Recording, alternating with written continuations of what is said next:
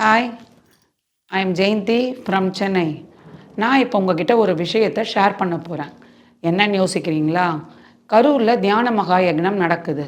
எப்போனா செப்டம்பர் 6, 7 கரூரில் சின்ன கொங்கு திருமண மண்டபத்தில் தியான மகா யக்ஞம் நடக்க போகுது. நம்ம வாகனங்கள் வாங்கினோம்னு சொன்னால் அதுக்கு ஒரு சர்வீஸ் பண்ணால் தான் அதை வந்து கண்டிஷனாக ஓட்ட முடியும். அதே மாதிரி நம்ம மனுஷனாக அந்த உடம்புக்கு வந்து சர்வீஸ் கொடுக்கணும் அப்படின்னா நம்ம வந்து தியானம் பண்ணால் தான் அது நிச்சயமாக ஒரு கண்டிஷனை கொண்டு வந்துட முடியும். நூற்றுக்கணக்கான மக்கள் வந்து கலந்துக்க போகிறாங்க. எல்லோரும் தியானமும் செய்ய போகிறாங்க. இதில் சைவ பேரணியும் நடக்க போகுது. வேற என்ன விசேஷம்? தங்குறதுக்கெல்லாம் வசதி இருக்கா? சாப்பிட்றதுக்கு வசதி இருக்கா? அப்படிலாம் நீங்கள் யோசிக்கிறீங்களா?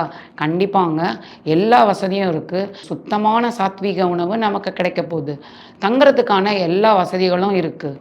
நீங்கள் ஒரு தடவை இதை அட்டன் பண்ணி பாருங்கள், கண்டிப்பாக வாழ்நாள் ஃபுல்லாக மறக்க மாட்டீங்க. எப்பவுமே நமக்கு யக்னங்கள் மிகப்பெரிய பலனை கொடுக்கும்னு தெரியும். இதில் ஒரு கூடுதல் பரிசு நமக்கு இப்போ கிடச்சிருக்கு.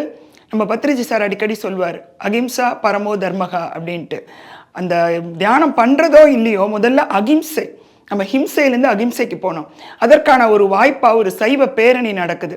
அதில் கலந்து கொள்ளணும்னா கண்டிப்பாக எல்லாருமே இந்த கரூர் தியானத்துக்கு வாங்க.